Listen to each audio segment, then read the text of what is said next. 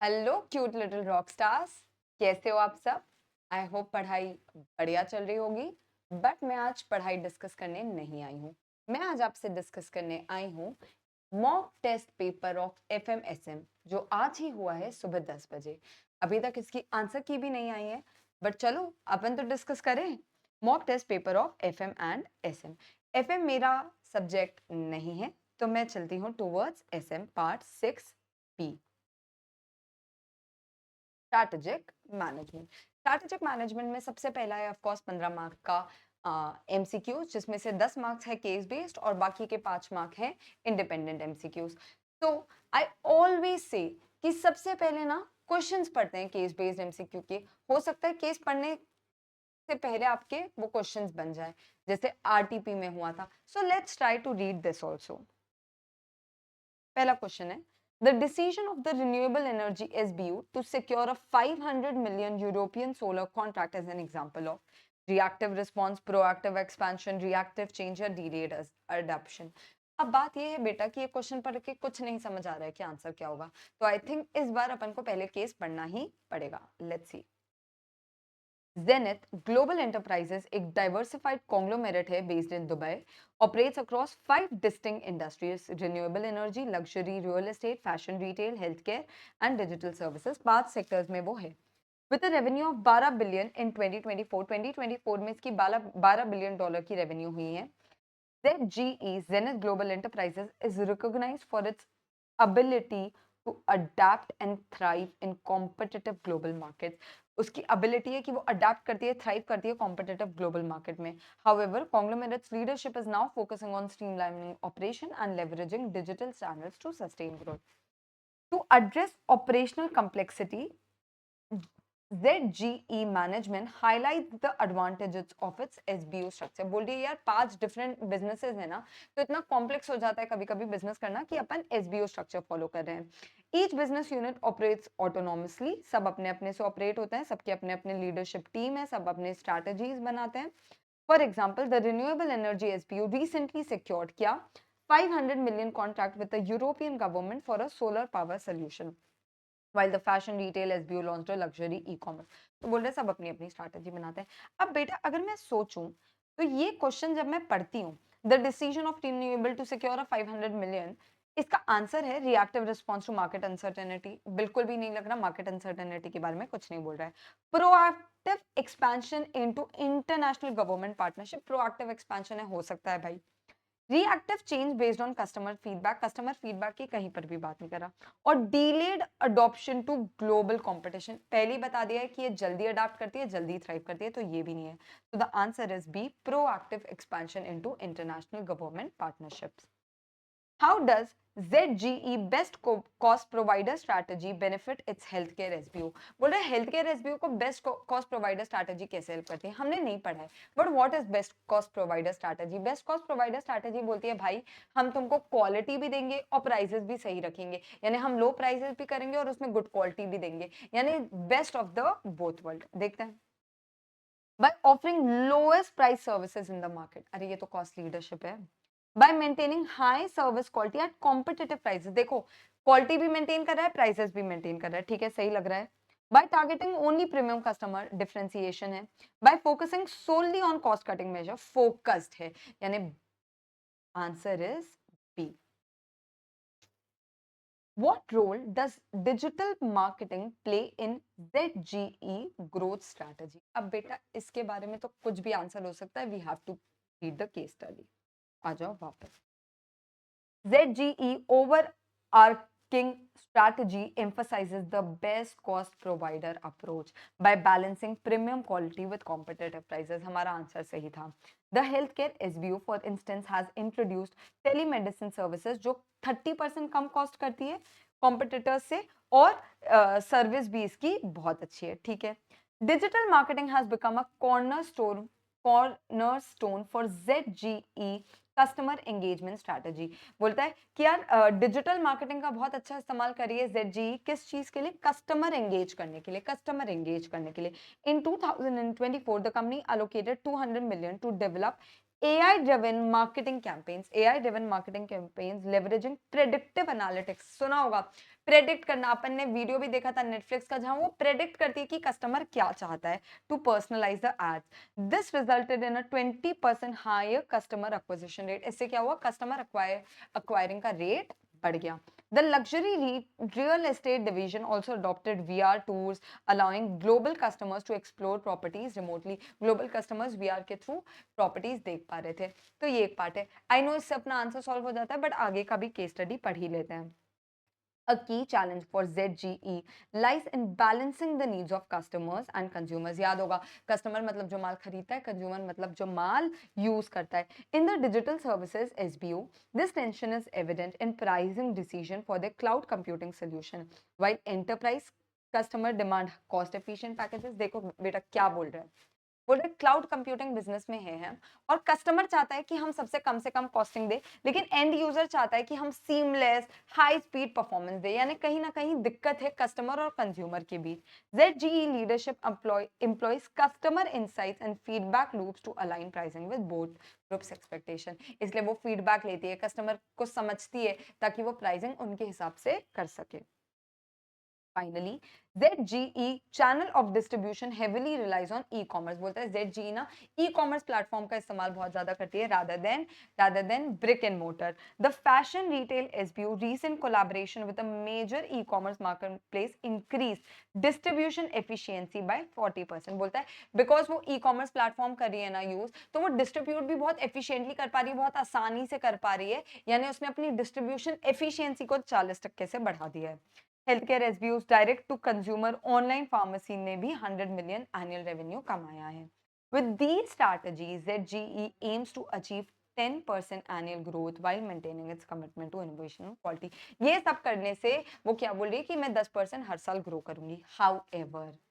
However, जैसे जैसे conglomerate बढ़ रही है, वैसे वैसे उनको पोटेंशियल चैलेंजेस फेस हो रहे हैं ऑफ इंटर एसबीओ कंपटीशन की, दो एसबीओ के बीच कंपटीशन बहुत ज्यादा होगा, और डिजिटल ट्रांसफॉर्मेशन का रिस्क होगा। मुझे पता है बच्चे आप लोग पूरा ये आराम से समझ गए होंगे। अब क्वेश्चन के टुवर्ड्स आते हैं। फर्स्ट और सेकंड क्वेश्चन अपना हो चुका है। Third, What role does digital marketing play in ZGE growth strategy? Digital marketing से क्या हो रहा है? मुझे याद आ रहा है भाई, प्रेडिक्टिव एनालिटिक्स करती है, कस्टमर ज्यादा एक्वायर हो रहा है, कस्टमर के हिसाब से एड्स बनाती है, ठीक है। It reduces the need of traditional marketing, वो तो है ही। It drives personalized customer engagement and high acquisition rate, यही मेरा आंसर है, आई नो इट, यही लिखा है। It replaces in person customer interaction, इसके बारे में कुछ नहीं लिखा है। It focuses solely on promoting renewable energy, इसके बारे में कुछ नहीं लिखा। How has the reliance on e commerce में रिलाई करने के कारण ZGE का डिस्ट्रीब्यूशन स्ट्रैटेजी कैसा हुआ है? एफिशिएंट हुआ है, 40% से बढ़ा है। By completely eliminating traditional retail outlets, wrong, ऐसा कुछ भी नहीं लिखा है। By improving efficiency and expanding market research, अरे एफिशिएंसी बढ़ी है, ज्यादा लोगों को रीच आउट करे, यही आंसर होना चाहिए। प्रोडक्ट क्वालिटी पे इंपॉर्टेंस घटा है, कुछ भी नहीं लिखा है इसके बारे में। Bye focusing only on domestic market, कुछ भी नहीं लिखा है इसके बारे में। What potential challenge could arise due to ZGE SBU structure? पहले ही बता चुका है, इंटर एसबीयू कंपटीशन होने के चांसेस बढ़ सकते हैं एसबीयू स्ट्रक्चर के कारण। डिजिटल टेक्नोलॉजी ट्रांसफॉर्मेशन के बारे में भी लिखा है, बट एसबीयू का इससे कोई लेना देना नहीं है, it is a general thing. Difficulty in digital transformation across the conglomerate, अरे वो तो कोई भी स्ट्रक्चर फॉलो करे, अगर डिजिटल ट्रांसफॉर्मेशन होगा तो दिक्कत तो होगी, तो एसबीयू स्ट्रक्चर से इसका कोई लेना देना नहीं। The answer is increased competition between SB. I hope it was very clear. तब बोल दो यस, 100% केस बेस क्लियर है, तो मैं आगे बढ़ सकती। ओके, थैंक यू बेटा। नेक्स्ट है 3 independent question, 2 mark 2 mark 1 mark के। A manufacturing company's success is rooted in its proven ability to consistently adhere to ISO quality standards, deliver product with zero defects and effectively manage its global supply chain। बोल रहा है एक company की success dependent है कि वो good quality product दे रहा है, जीरो डिफेक्ट प्रोडक्ट दे रहा है, और उसका ग्लोबल सप्लाई चेन भी बहुत बढ़िया है। This inherent capability is the result of years. ये क्यों हो पा रहा है? Because of years of rigorous standardise production schedule, यानी ये लोग एक ही प्रोडक्शन शेड्यूल बहुत सालों से फॉलो कर रहे हैं, अपनी क्वालिटी ऑडिट बार बार कर रहे हैं, अपने लॉजिस्टिक प्रोसेसेस पे काम कर रहे हैं, कौन सा मैकेंजी 7S फ्रेमवर्क यहाँ पर काम कर रहा है इनकी डेली एक्टिविटीज में? I know. एस कौन सा वाला यहाँ काम कर रहा है? It is system. सिस्टम मतलब प्रोसेसेस, डेली एक्टिविटीज कैसे हो रही है, स्टाफ मतलब लोग कैसे हैं, स्टाइल मतलब लीडरशिप कैसा है, स्किल्स मतलब स्टाफ का स्किल कैसा है। बट यहाँ कंप्लीटली बात हो रही है प्रोसेसेस की, सिस्टम की, स्टैंडर्डाइज्ड ऑडिट्स की, etcetera. In the Indian smartphone market, Chinese brands completely captured the budget segment. Indian smartphone में MI, Vivo, Oppo ये सब ने क्या कर दिया है? बजट सेगमेंट को बहुत प्यार से कैप्चर कर लिया है। Which of Porter's five forces is intensified? कौन सा पोर्टर का फाइव फोर्सेस यहाँ बहुत ज्यादा काम करता है? By the presence of numerous players. ये तो याद है यार, CD, number of competitors. Number of competitors ज्यादा होंगे तो राइवलरी ज्यादा होगा, तो rivalry among existing competitors. Which characteristics highlight the inspirational aspect of a mission statement? बोलता है भाई मिशन स्टेटमेंट के बारे में सबसे ज्यादा सही क्या लिखा है? It should be short, concise, based on current market share. बहुत गलत, कहीं पर भी नहीं लिखता है। हाँ, विजन छोटा होना चाहिए, प्यारा होना चाहिए, बट मिशन के बारे में ऐसा कहीं नहीं लिखा है। It provides a sense of direction, 100%. It strictly follows efficiency over effectiveness, very very wrong. ऐसा कहीं पर भी नहीं बोलता कि मिशन स्टेटमेंट एफिशिएंसी पे फोकस करना चाहिए, बल्कि गोल्स, ऑब्जेक्टिव, एफिशिएंसी पे फोकस करते हैं। It focuses on annual profit target. नहीं, कहीं पर भी नहीं लिखा है मिशन स्टेटमेंट बताए कि एनुअल प्रॉफिट टारगेट क्या होना चाहिए, दैट इज अ गोल और an objective. Mission statement should provide a sense of direction.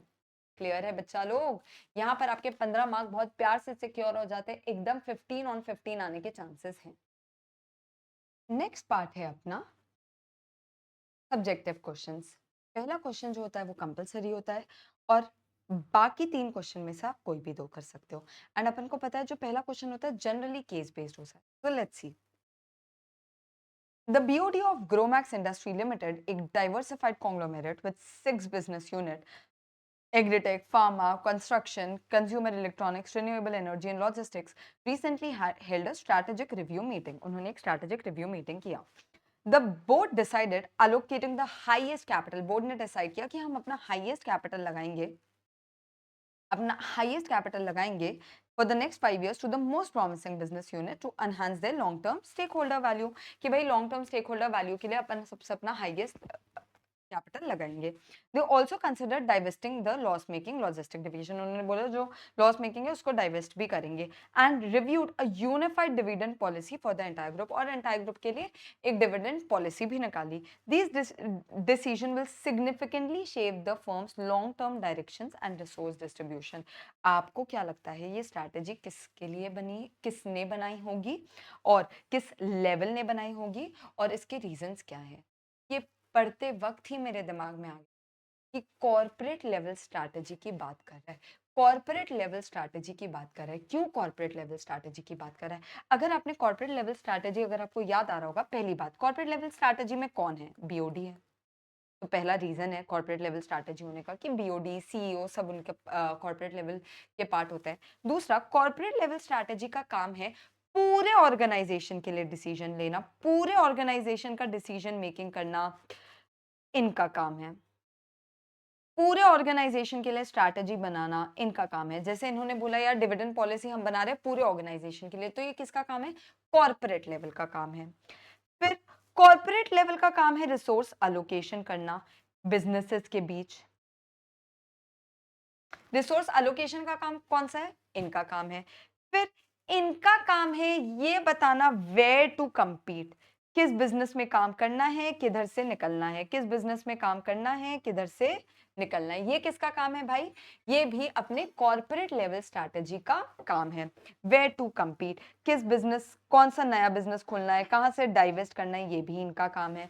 फिर इनका काम है इन स्ट्रैटेजीज बनाना that span individual businesses. Business के लिए स्ट्रैटेजी नहीं बनाना है, बट सारे बिजनेस के लिए एक टॉप लेवल स्ट्रैटेजी बनाने का काम भी इनका है। फिर बिजनेस लेवल मैनेजर का काम है कि इन्होंने बता दिया भाई हमको तुमसे इतना ग्रोथ एक्सपेक्टेड है, अब वो बनाएंगे स्ट्रैटेजीज अपने बिजनेस के लिए। But strategies that span individual businesses भी इनका काम है। अच्छा, याद आ रहा होगा that CEO is also called the guardian या फिर the welfare person of the share holders, यानी शेयर होल्डर्स का ध्यान रखने का काम भी कॉर्पोरेट लेवल वालों का है। यानी ये सारे पॉइंटर्स, ये सारे रीजंस से समझ आता है हमको कि कॉर्पोरेट लेवल स्ट्रैटेजी की बात हो रही है। तो सबसे पहले आप केस स्टडी डिस्क्राइब करोगे, फिर आप बताओगे this is a corporate level strategy decision, फिर आप बताओगे कि क्यों हम बोल रहे हैं ऐसा। कॉर्पोरेट लेवल स्ट्रैटेजी क्या क्या करता है, वो रिसोर्स एलोकेशन करता है, पूरे ऑर्गेनाइजेशन के लिए स्ट्रैटेजी बनाता है, उसका डायरेक्शन डिसाइड करता है, पूरे ऑर्गेनाइजेशन की डिसीजन मेकिंग करता है, स्ट्रैटेजीज बनाता है दैट स्पैन इंडिविजुअल बिजनेसेस, वो बताता है वेयर टू कम्पीट, कौन से नए बिजनेस में जाना है, कहां से डाइवर्स्ट करना है, वो शेयर होल्डर्स की ग्रोथ का, शेयर होल्डर्स के वेल्थ मैक्सिमाइजेशन का भी काम करता है। That is why this is a corporate level strategy task. Good question, नया क्वेश्चन है, अभी तक नहीं आया है चैप्टर नंबर 1 का। I like this question. अच्छा बच्चे, अब मैं सारे क्वेश्चन पढ़ूंगी और एक खास बात बताती हूँ, इसके बाद सारे क्वेश्चन आपके देखे हुए होंगे, ईच एंड एवरी क्वेश्चन आपका देखा हुआ होगा। एमटीपी में सिर्फ एक ही क्वेश्चन था जो अच्छा क्वेश्चन था। आ जाओ देखते हैं। एबीसी कॉर्पोरेशन एक मल्टीनेशनल कंज्यूमर इलेक्ट्रॉनिक्स कंपनी है। It is planning to expand its operation in a नई कंट्री, न्यू कंट्री में जाना चाहती है। The company senior management is evaluating potential risk and opportunity of entering this new market, नए market में जाना चाहती है और रिस्क और अपॉर्चुनिटीज देख रही है। As part of their analysis उन्होंने डिसाइड किया यार पेस्ले फ्रेमवर्क का भी इस्तेमाल किया जाए। पेस्ले फ्रेमवर्क क्यों यूज आता है भाई, मैक्रो एनवायरनमेंट के लिए पेस्ले फ्रेमवर्क इस्तेमाल होता है। पॉलिटिक्स चेक करना, इकोनॉमिक चेक करना, सोशल चेक करना, technological, legal, environmental factors check करने का काम करता है PESTLE framework, to assess the external factors that could impact their decision. Okay. How can the Pesley framework help ABC Corporation assess external factor affecting its decision to expand in a new country? बोल रहा है बताओ तो यार, पेस्ले framework इनको कैसे help कर सकता है। बताएंगे पेस्ले फ्रेमवर्क कैसे हेल्प कर सकता है। PESTLE framework is use to analyze the external factors, और पेस्ले फ्रेमवर्क में आता है political, economical, social, technological, legal, environmental. ये क्वेश्चन अपने क्वेश्चन बैंक में ऑलरेडी कवर्ड है। Let me show you where.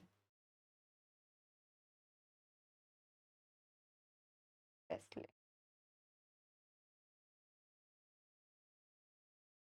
ये देखो, ये सेम क्वेश्चन एमटीपी में 24 में भी पूछा गया था, देख लेते हैं। PESTLE framework can help ABC assess the external factors, किस तरीके से, पॉलिटिकल फैक्टर्स। पॉलिटिकल फैक्टर्स में आते हैं पॉलिटिकल, गवर्नमेंट कैसी है, गवर्नमेंट किस चीज को लेकर पॉजिटिव है, किस चीज को लेकर नेगेटिव है। This include stability of the government, government की पॉलिसीज क्या है फॉरेन इन्वेस्टमेंट को लेकर, ट्रेड अग्रीमेंट्स क्या है, रेगुलेटरी फ्रेमवर्क्स क्या है। ये सब अगर फैक्टर्स को एनालाइज करोगे तो उनको समझ आ जाएगा क्या क्या पॉलिटिकल रिस्क हो सकते हैं of entering the new market. Economic factors की बात करूं तो जीडीपी कैसा है उस कंट्री का, ग्रोथ कैसा है उस कंट्री का, inflation rate, exchange rate, economic stability है कि नहीं, इस सबसे समझ आ जाएगा कि इकोनॉमिक एनवायरनमेंट कैसा है और वहां बिजनेस करना आसान होगा या डिफिकल्ट। सोशल फैक्टर्स, वहां के कल्चरल नॉर्म्स देखना पड़ेगा, डेमोग्राफिक्स देखना पड़ेगा, लाइफस्टाइल ट्रेंड्स देखना पड़ेगा। इस सबसे समझ आएगा कि कस्टमर कैसा है और उनके हिसाब से फिर मार्केटिंग पॉलिसीज बनाई जा सकती है और प्रोडक्ट भी उनके हिसाब से बनाया जा सकता है। टेक्नोलॉजिकल फैक्टर्स, बोलता है इंफ्रास्ट्रक्चर चेक करो वहां का कैसा है, टेक्नोलॉजिकली एडवांस्ड है कि नहीं है, टेक्नोलॉजी कितना अडॉप्ट किया हुआ है नए नए मार्केट ने। तो बोलता है ये सबसे आपको समझ आएगा आप लोगों को टेक्नोलॉजी में कितना इन्वेस्ट करने की जरूरत है। Legal factors, laws regulations related to foreign investment, वहां का जीएसटी, इंटेलेक्चुअल प्रॉपर्टी लॉज वगैरह कैसे हैं, उन सबसे समझ आएगा कि कितने आसानी से आप वहां काम कर सकते हो, वहां का लेबर लॉ कैसा है, फैक्ट्रीज एक्ट कैसा है, एक्सेट्रा। तो उससे समझ आएगा कि आप वहां पर कितने आसानी से काम कर सकते हो। उनको लीगल रिक्वायरमेंट से कंप्लाई करना पड़ेगा। Environmental factors, climate change, environmental regulation, sustainability, जैसे कि मैकडॉनल्ड्स यूरोप की बहुत स्ट्रिक्ट सस्टेनेबिलिटी रूल्स है जो फॉलो करता है, यानी वहां की क्या क्या एनवायरमेंटल रूल्स है वो भी ध्यान रखना पड़ेगा ताकि हम बिजनेस बहुत ही स्ट्रेस फ्री तरीके से कर सकें। और बेटा याद रखना किसी भी केस स्टडी क्वेश्चन में एक कंक्लूजन होना चाहिए। It is like a direct question only if you think about it. ठीक है, दो क्वेश्चन हो गए, थर्ड केस स्टडी क्वेश्चन पे चलते हैं। ये क्वेश्चन देखकर याद आ रहा है, से नो टू शुगर बहुत बार किया है अपन ने क्लास में। प्रीवियस ईयर पेपर जैन 25 में एग्जैक्ट सेम क्वेश्चन है। आओ पढ़ते हैं। Organic beverages has been manufacturing various soft drinks for over a decade. It has developed a sugar-free beverage. अब इन्होंने एक sugar-free beverage develop किया है to cater to the needs of specific customers. क्या कर रहे हैं? Heavily spend कर रहे हैं इसके R&D में. In addition, कई सारा पैसा मार्केटिंग में भी लगा रहे हैं और लाइसेंसिंग में भी कई सारा पैसा लगाया है. इन अ स्पैन ऑफ 5 months, 5 महीने में ही इस कंपनी ने इस प्रोडक्ट के लिए बहुत बड़ा मार्केट शेयर देखा है और रैपिडली ग्रो भी कर रहा है. प्रॉफिटेबिलिटी भी इस प्रोडक्ट की बहुत अच्छी है. And in order to take advantage of best opportunity for expansion, इसको एक्सपेंशन और करना चाहिए, इसलिए ये लोग और हेवी इन्वेस्टमेंट कर रहे हैं. Classify say no to sugar product in the most related category of 2D growth share matrix as per BCG. बोल रहे BCG के हिसाब से क्या है? हेवी इन्वेस्टमेंट लग रही है, हेवी ग्रोथ अपॉर्चुनिटी है, क्या बोल रहे हैं, ग्रोइंग इंडस्ट्री है, इसमें हेवी स्पेंडिंग भी चल रही है बट ग्रोथ अपॉर्चुनिटी भी बहुत अच्छी है. मतलब ये क्या है? एक स्टार. स्टार मतलब गुड इंडस्ट्री में आपका मार्केट शेयर गुड है. तो ये सब चीजें इसमें लिखी है. इसमें इन्वेस्टमेंट भी तगड़ा है बट इससे कमाएंगे भी खूब, यानी ये एक स्टार प्रोडक्ट है. Explain the strategies which can be pursued post identification and classification of the product in such matrix. बताओ तो यार post identification strategies क्या होती है? याद आ रहा है? Hold, build, harvest, divest. Hold या build होना चाहिए strategy for star. तो बोलता है star का पोजीशन या तो होल्ड करो यानी मेंटेन करो मार्केट शेयर, या फिर उसको बिल्ड करने की कोशिश करो, ज्यादा मार्केटिंग ज्यादा R&D स्पेंड करके उसको बिल्ड करने की कोशिश करो. हार्वेस्ट मतलब उससे पैसे निकालना शुरू कर दो, उसको मिल्क करना शुरू कर दो, which is best for a cash cow, not for a star. और लास्ट में डाइवेस्ट. डाइवेस्ट यानी लिक्विडेट कर देना, उस प्रोडक्ट से निकल जाना. ये भी एक स्टार के लिए अच्छा नहीं है. बट चारों स्ट्रैटेजीज आपको लिखनी है. और लास्ट है what are the limitation of this technique. तो ये भी अपन को पता है, टाइम कंज्यूमिंग प्रोसेस है, प्रेजेंट पे बहुत ज्यादा ध्यान देता है, फ्यूचर का नहीं बताता है. अच्छा, बोलता है कि भाई अगर कोई भी किसी भी प्रोडक्ट का मार्केट शेयर अच्छा नहीं है, मतलब वो क्वेश्चन मार्क है या फिर वो एक डॉग है, but that might lead to wrong assumptions. Sometimes it can be a growing industry और उसमें भी वो धीरे धीरे ग्रो कर रहा है, यानी कभी कभी आपको गलत डिसीजन भी बता देता है. याद आ रहे हैं ये सारे पॉइंट्स? वैसे प्रीवियस ईयर पेपर जान 25 में क्वेश्चन कवर हो चुका है, दिखा देती हूँ. Say no to sugar is a star क्योंकि इसका प्रोडक्ट का मार्केट ग्रोथ भी रैपिड चल रहा है और कंपनी ने भी स्ट्रॉन्ग मार्केट अचीव कर लिया है. 4 स्ट्रैटेजीज है: build, hold, harvest and divest. Limitation है कि कॉम्प्लेक्स है, डिफिकल्ट है, टाइम कंज्यूमिंग है. कई बार एसबीयूज का मार्केट शेयर और मार्केट ग्रोथ निकालना बहुत डिफिकल्ट होता है. बहुत ज्यादा प्रेजेंट पे फोकस करता है, आगे पे फोकस नहीं करता है. और बहुत ज्यादा ये बोलते रहता है ग्रोइंग है तभी काम करेगा, ग्रोइंग है तभी काम करेगा. मतलब कभी कभी किसी किसी चीज को टाइम देना पड़ता है. टाइम दोगे तो हर एक आइटम ग्रो कर सकता. क्लियर है बच्चा लोग? आ जाओ. ये थे अपने 3 के स्टडी बेस्ड क्वेश्चंस. अब आते हैं direct questions. Connect group was one of the leading market of mobile handset. वैसे याद रखना, अभी मैं पढ़ने जा रही हूँ 2 3 4 सब बन जाएगा, लेकिन 2 ही सॉल्व करने हैं. कभी कभी तो हम यही भूल जाते हैं क्योंकि सब आता है अपन को.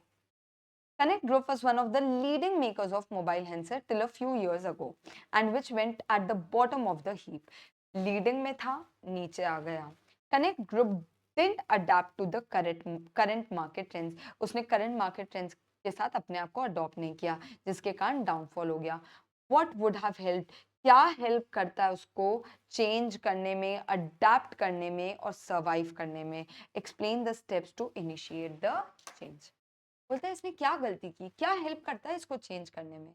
अरे स्ट्रैटेजिक चेंज का इस्तेमाल करना चाहिए था. स्ट्रैटेजिक चेंज वो चीज है कि जहां अपने आप को मॉडिफाई करना पड़ता है, अपने आप को चेंज करना पड़ता है as per the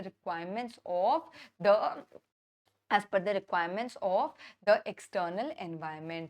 चेंज कभी कभी दिक्कतदायक भी होता है, कॉम्प्लेक्स भी होता है, but it helps you bring something new, new value to the customer, to the stakeholders, to the employees etcetera. How to initiate a strategic change? तो strategic change initiate करने के 3 स्टेप है. Recognize there is a need for change. Second, विज sorry, recognize there is a need for change. Then shared vision बनाओ of the change between the organization and the management, और third है institutionalise the change, create a shared vision to manage the change and institutionalise the change. ये भी अपने question bank में covered है। आ जाओ देखते हैं कनेक्ट। कैसा लग रहा है बच्चा लोग? मजा आ रही है ना? जब सारे क्वेश्चन बनते हैं ना तो वैसे भी अपने आप मजा आ जाती है ना? और बहुत आसान पेपर है यार, इसलिए मैं हमेशा बोलती हूँ एफएम एसएम दोनों को रीड करो 15 मिनट रीडिंग टाइम में, और डिसाइड करो अगर एसएम इजी लगता है ना तो वो पहले सॉल्व करा करो, क्योंकि एफएम तो भाई समुद्र है। एक बार क्वेश्चन सॉल्व करना शुरू करें ऐसा लगता है जब तक आंसर नहीं आएगा हम इसको छोड़ेंगे नहीं। तो बेटा कोशिश किया करो कि जो इजी लग रहा है वो पहले सॉल्व करो। आ जाओ connect group. Connect group has to make strategic changes for the survival. The changes in the environment, जब environment में changes होते हैं, often requires us also to adapt and change, to make modification in the existing strategy and bring out new strategy. Strategic change एक complex process है जिसमें हम नए market या product या services या नए ways of doing business पे focus करते हैं। ठीक है? Ways to initiate strategic change are recognize there is a need for change.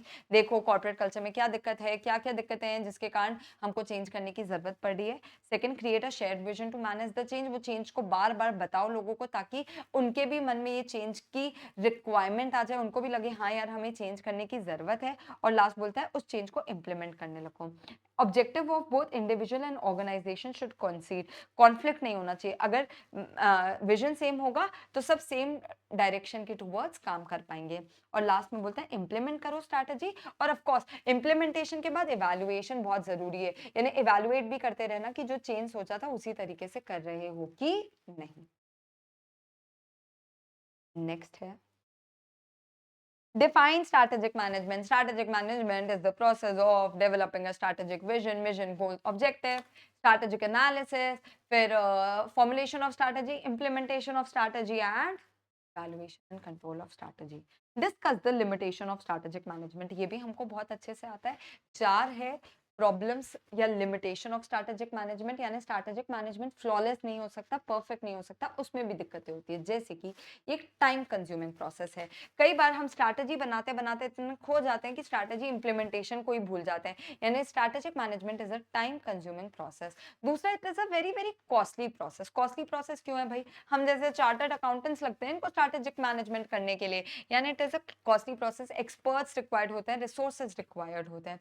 Third, strategic management की एक इनहेरेंट दिक्कत है कि एनवायरमेंट टर्बुलेंट है। इसका मतलब क्या है बच्चे? आपने कोई स्ट्रैटेजी मैनेजमेंट करना शुरू किया, कोई स्ट्रैटेजी बनाई, बहुत मुश्किल से बनाया बनाया बनाया, और कोविड आ गया, मार्केट गिर गया, इकोनॉमी खराब हो गई, वॉर हो गया। मतलब एनवायरमेंट इतना टर्बुलेंट है कि कभी कभी best of the strategies might not work. और लास्ट है कि आप स्ट्रैटेजी बना तो लिए बट कॉम्पिटिटिव रिस्पॉन्स का पता लगाना बहुत डिफिकल्ट है, क्योंकि competitive response can be due to various reason. जरूरी नहीं है हमने कोई, एप्पल ने कोई स्ट्रैटेजी चेंज की उसके कारण ही कॉम्पिटिटिव रिस्पॉन्स सैमसंग कर रहा है, जरूरी नहीं है। सैमसंग कोई भी स्ट्रैटेजी बना सकता है due to any reason, and we can not tell whether it was a response to our strategy. So ये चार लिमिटेशन है स्ट्रैटेजिक मैनेजमेंट के। डायरेक्ट क्वेश्चन है, आप लोग पढ़ सकते हो। A manager, as a strategic leader, has to play many leadership roles. While explaining the statement in brief, delineate कि इनको क्या-क्या leadership role करना पड़ता है। याद आ रहा है क्या? Leader has to be a visionary, he has to be a resource acquirer, allocator, he has to be an entrepreneur, he has to be a decision maker, he has to be a negotiator, he has to be a listener, he has to be a communicator.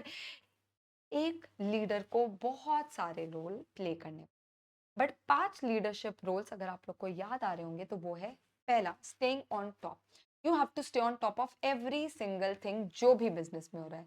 Second, take corrective action, यानी अगर कुछ गलत हो गया है तो इसका मतलब ये नहीं है डर के पीछे बैठ जाए या उसी को चलते रहने दे। You should have the ability to take corrective action as and when required. Third, you should be like Ratan Tata ji, मतलब आपको आपके बिजनेस को एक मॉडल कॉर्पोरेट सिटीजन की तरह चलाना चाहिए, यानी आपकी लीडरशिप बहुत ही एथिकल होनी चाहिए, तभी पूरी ऑर्गेनाइजेशन एथिकली काम कर पाएगी। Fourth, you should always be bubbling with new ideas. याद आ रहा है क्या कि आप एक ऐसा लीडर होना चाहिए जो कंटिन्यूअसली मोटिवेट करे लोगों को to bubble with new ideas, to bring in new changes, to innovate. और लास्ट है, you should be like Virat Kohli, यानी you should maintain a spirit de corps, यानी आपको हमेशा आपके टीम का मोटिवेशन बनाए रखना चाहिए। Past leadership roles, direct question है, बहुत आसान है। नेक्स्ट है कॉन्सेंट्रिक और कॉन्ग्लोमेरेट डाइवर्सिफिकेशन का डिफरेंस बताओ। ये भी अपन को पता है। फर्स्ट है, एक रिलेटेड है, कॉन्सेंट्रिक रिलेटेड डाइवर्सिफिकेशन है, तो दूसरा अनरिलेटेड डाइवर्सिफिकेशन है। पहला is linked to through some और the other ways with their existing product या एग्जिस्टिंग प्रोसेस या एग्जिस्टिंग मार्केट, यानी एक एक concentric diversification में there is some kind of linkage with the existing systems, but conglomerate diversification में there is no linkage with the existing system. Concentric diversification में कई बार हम synergies का इस्तेमाल कर लेते हैं क्योंकि there is a linkage, but यहाँ पर because completely disjointed है conglomerate में, इसलिए कोई भी synergies का इस्तेमाल नहीं कर सकते हैं। And I would say कि एक example भी लिखाना, जैसे कि हमने अमूल का example लिया था, हमने अमूल का देखा था कि भाई मिल्क, डेयरी, बटर, ये सब रिलेटेड डाइवर्सिफिकेशन थे। और कॉन्ग्लोमेरेट में आप लिख सकते हो भाई Adani switching, Reliance coming up with telecom, तो ये conglomerate diversification. What do you mean by value chain analysis and delineate the support activities of value chain analysis? Again बहुत आसान है। value chain analysis मतलब पूरे प्रोडक्शन डिस्ट्रीब्यूशन चेन का analysis करना, ताकि ये चेक कर सको कि वैल्यू कहाँ एडिशन कर सकते हैं और जो वैल्यू सब्ट्रैक्टिंग एक्टिविटीज है उसको कहाँ से माइनस कर सकते हैं, ताकि अपन कॉस्ट एडवांटेज ला सके अपनी जिंदगी में, और दूसरा अपन कॉम्पिटिटिव एडवांटेज पा सके। यानी हम जितने अच्छे से वैल्यू चेन एनालिसिस करेंगे, जितने अच्छे से सारी वैल्यू चेन की एक्टिविटीज रीड करेंगे, हमें समझ आ जाएगा कौन सी ऐसी एक्टिविटीज है जिससे वैल्यू एडिशन हो रहा है और किससे डिलीशन हो रहा है। तो हमको वो एक्टिविटीज को कंटिन्यू रखना है जिससे वैल्यू एडिशन हो रहा है। So this is the meaning of value chain analysis. There are two types of activities, primary और सपोर्ट। यहाँ कौन सा पूछा है? सपोर्ट। प्राइमरी कौन सी है भाई, याद आ रहा है क्या? इनबाउंड ऑपरेशंस, आउटबाउंड, फिर sales and last after sale service.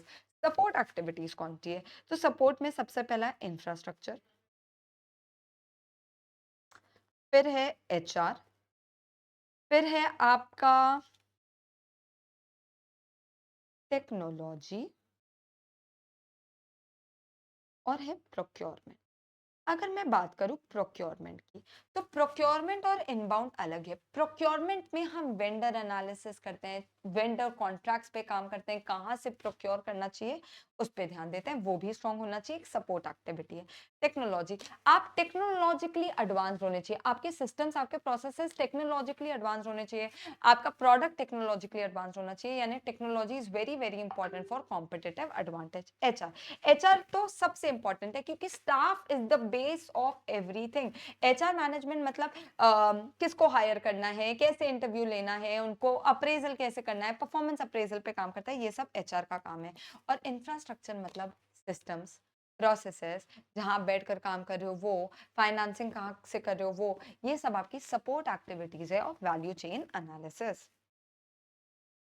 Okay, ये सारा आपका क्वेश्चन बैंक में कवर्ड है ना बच्चा लोग? सब कुछ आपका क्वेश्चन बैंक में बहुत अच्छे से। नेक्स्ट क्वेश्चन है बच्चा, managing stakeholders is critical to the success of a project. Stakeholder के बारे में एक ही जगह बात की थी मेंडलोस मैट्रिक्स में, तो बोलता है भाई स्टेक होल्डर्स मैनेज करना बहुत इंपॉर्टेंट है प्रोजेक्ट की सक्सेस के लिए। Do you think so? Of course, क्योंकि हर स्टेक होल्डर्स का डिफरिंग लेवल्स ऑफ इंटरेस्ट और पावर होता है। किसी का पावर बहुत ज्यादा है तो उनको खुश रखना है, किसी का इंटरेस्ट बहुत ज्यादा है तो वो हमारे लिए बहुत हेल्पफुल हो सकते हैं, किसी का पावर इंटरेस्ट दोनों ज्यादा है, किसी का पावर ज्यादा है इंटरेस्ट कम है। तो इन सब को मद्देनजर रखते हुए इन स्टेक होल्डर्स को मैनेज करना चाहिए। और स्टेक होल्डर्स कौन है? बहुत सारे लोग यार, employees are stakeholders, customers are stakeholders, vendors are stakeholders, government is a stakeholder, regulatory bodies are a stakeholder, investors, CEO, shareholders, ये सारे आपके स्टेक होल्डर्स होते हैं और इनको मैनेज करना बहुत इंपॉर्टेंट होता है। बोलते हैं मेंडलोस मैट्रिक्स कैसे इस्तेमाल कर सकते हो टू मैनेज देम। मेंडलोस मैट्रिक्स क्या बताता है कि स्टेक होल्डर्स, सबसे पहले तो आइडेंटिफाई करो कि आपके स्टेक होल्डर्स हैं कौन कौन। First identify them. सेकंड बोलता है कि भाई आप पावर और इंटरेस्ट हर एक स्टेक होल्डर का एसेस करो। पावर मतलब वो आपके डिसीजन मेकिंग को इन्फ्लुएंस कितना करते हैं, और इंटरेस्ट मतलब वो आपकी सक्सेस से कितना अफेक्ट होते हैं। तो ये दोनों को अच्छे से एनालाइज करो। फिर तीसरा, एक स्टेक होल्डर्स मैप बनाओ। मैप कैसे बना सकते हो भाई? एक जगह है पावर, तो दूसरी जगह है इंटरेस्ट। कुछ होते हैं हाई पावर हाई इंटरेस्ट, यानी ये होते हैं आपके की प्लेयर्स।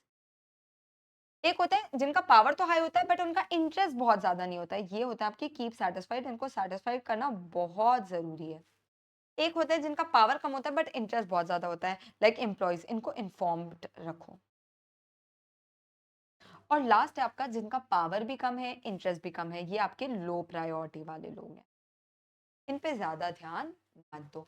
ये सब करने के बाद आप आपके स्टेक होल्डर्स को बहुत अच्छे से मैनेज कर सकते हो। जैसे कि की प्लेयर्स को क्लोजली मैनेज करना पड़ता है, इनको डिसीजन मेकिंग में इन्वॉल्व करना पड़ता है, इनके साथ स्ट्रॉन्ग रिलेशनशिप मेंटेन करना पड़ता है। कीप सेटिस्फाइड वालों को सेटिस्फाइड रखना पड़ता है, इनको सारे डिसीजंस के बारे में बताना पड़ता है, सारा इंफॉर्मेशन देना पड़ता है, और कोशिश करते हैं कि इनका ना पावर बढ़ा, इंटरेस्ट बढ़ा दे, ताकि ये लोग भी हमारे की प्लेयर बन सके। देखो यार, ये खुश नहीं तो हम खुश नहीं, लाइक कस्टमर्स। नेक्स्ट है कीप इन्फॉर्म। कीप इन्फॉर्म मतलब भाई देखो, इनका पावर बहुत है, इनको ना हर एक इंफॉर्मेशन दो कि ऑर्गेनाइजेशन में क्या चल रहा है। और बिकॉज इनका इंटरेस्ट बहुत है ना, तो क्या करो, ये हाई इंटरेस्ट को ग्रैब करो, यानी इनको भी डिसीजन मेकिंग में इन्वॉल्व किया ना, तो आपकी बहुत बड़ी हेल्प कर सकते हैं ये लोग अच्छा डिसीजन लेने में। और लो प्रायोरिटी वालों पे ध्यान मत दो, बस कभी कभी इनकी मॉनिटरिंग करते रहो। Major core competencies, last question पे आ गए हैं, एंड आई नो कि आपको सारे क्वेश्चंस बहुत आसान लगे होंगे। Major core competencies are identified in 3 areas: competitor differentiation, customer value and application to other market. Discuss. बेटा ये याद आ रहा होगा, कोर कॉम्पिटेंसी 3 चीजों से आ सकती है। पहला है कॉम्पिटिटर डिफरेंशिएशन, अगर आप आपके कॉम्पिटिटर से अलग हो तो आप में कोर कॉम्पिटेंसी है, और ऐसा अलग which can not be easily imitated, और which is very hard to imitate, very costly to imitate. तो अगर आप डिफरेंट हो, like Apple, iPhone, then you have a core competency. दूसरा बोलता है कस्टमर वैल्यू। अब एप्पल का ही एग्जांपल लेती हूँ, आईफोन तो ठीक है इनकी कोर कॉम्पिटेंसी है, बट एप्पल की वॉच कस्टमर को उतना वैल्यू नहीं दे पाती है जितना उसका खर्चा है। यानी कस्टमर को एक्चुअली वैल्यू मिलनी चाहिए आपकी कोर कॉम्पिटेंसी से। मैं डांस में बहुत सॉलिड हूँ, बट डज दैट मीन कि वो आप लोगों को कोई वैल्यू क्रिएट करेगा और इसलिए वो मेरी कोर कॉम्पिटेंसी है? नहीं, बट मेरा पढ़ाने का तरीका मेरी कोर कॉम्पिटेंसी है। और लास्ट है कि यार, कोर कॉम्पिटेंसी वो चीज है जो हर जगह अप्लाई करी जा सके। जैसे कि Amazon का जो कस्टमर एनालिटिक्स है, वो अपने ई कॉमर्स प्लेटफॉर्म में भी लगाते हैं, प्राइम में भी लगा सकते हैं, वो अपने AWS में भी लगा सकते हैं। यानी आपकी core competency is something which can be applied to all the markets, not just one market. Core competency बहुत फार फेसिटेड होती है, बहुत फार रीचिंग इम्पैक्ट देती है। I hope this was helpful. मैं ये MTP का पेपर आप लोगों के लिए नीचे लिंक में अटैच कर रही हूँ, एंड जैसे कि हमने डिस्कस किया था, I am coming with a question answer, important question answer session of all the 5 chapters. So wait for it. All the best.